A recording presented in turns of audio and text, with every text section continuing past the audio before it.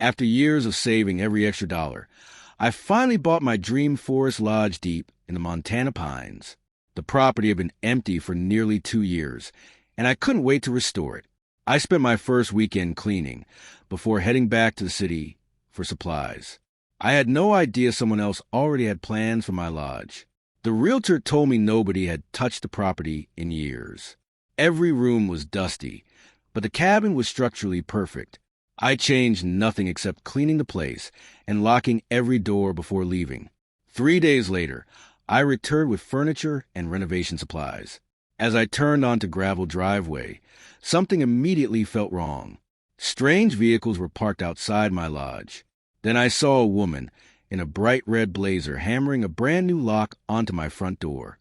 She acted like she owned the place. My heart dropped as I watched from the porch steps. I calmly introduced myself and showed her my keys. Instead of stopping, she laughed and claimed the homeowners association had reassigned the property. I knew she was lying. I politely asked her to show me the paperwork proving she owned the property. Instead, she crossed her arms and insisted the HOA president had approved everything. That made no sense because my lodge wasn't even inside the HOA boundaries. She refused to answer another question and instead ordered me to leave her property. I couldn't believe someone was trying to steal my lodge in broad daylight.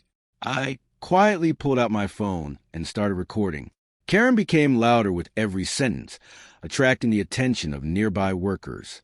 She claimed she had every legal right to replace my locks. The workers looked increasingly uncomfortable. One worker quietly walked over and whispered that Karen had hired them that morning. She told him the owner had abandoned the property. Everything she said was completely false. I showed the worker my closing documents and identification. His face immediately changed as he realized he had been misled. He apologized before stepping away from Karen.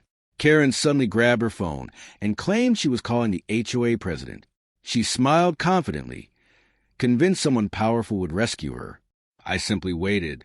While she argued on the phone, I contacted the county sheriff's office. I also emailed digital copies of my ownership documents.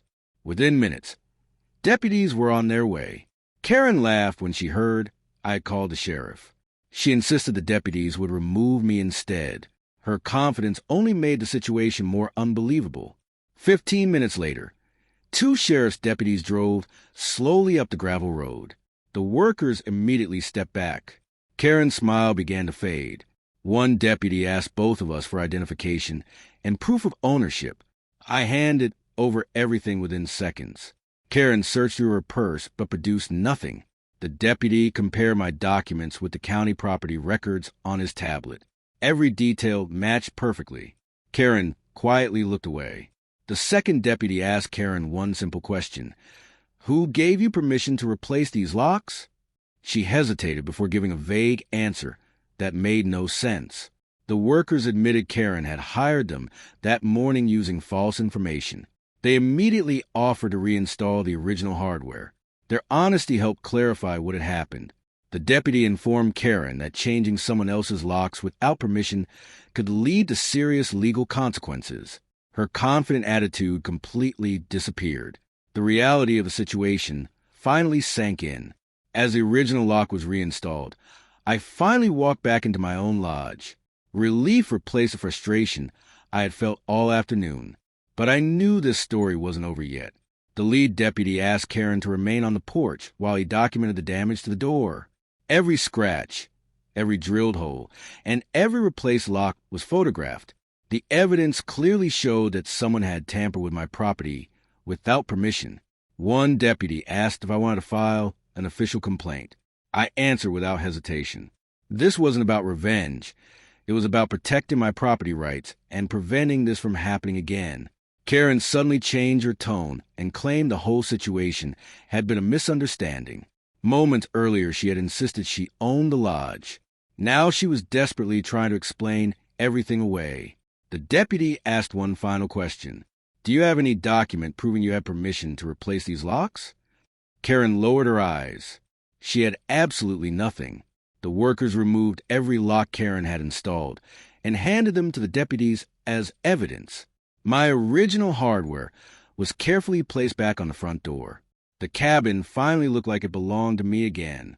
Before leaving, the deputies advised me to install security cameras around the entire property. It was good advice. I realized an isolated forest lodge needed more protection than a house in town. The following morning, I hired a local security company to install cameras around every entrance. Motion sensors and smart locks were added throughout the property. I wasn't taking any more chances. A few days later, one of the workers called me with surprising news. Karen had tried to hire another contractor to continue work at my lodge after the deputies had left. Thankfully, no one accepted the job. I immediately forwarded that information to the sheriff's office. They thanked me for reporting it and added the details to the ongoing investigation. Every new fact strengthened the case. Over the next week, I finally began restoring the lodge the way I had always imagined. Fresh paint, repaired woodwork, and new furniture slowly transformed the old cabin into my dream home. Peace was finally returning. One evening, I sat on the porch watching the sunset over the pine trees. The silence reminded me why I had bought this place in the first place. No HOA drama could take away the satisfaction of standing on land that truly belonged to me. As I locked the front door that night, I smiled knowing the nightmare was finally behind me. My lodge was secure, my ownership was unquestioned, and the future looked brighter than ever. Sometimes the best victories come from simply standing up for what's right.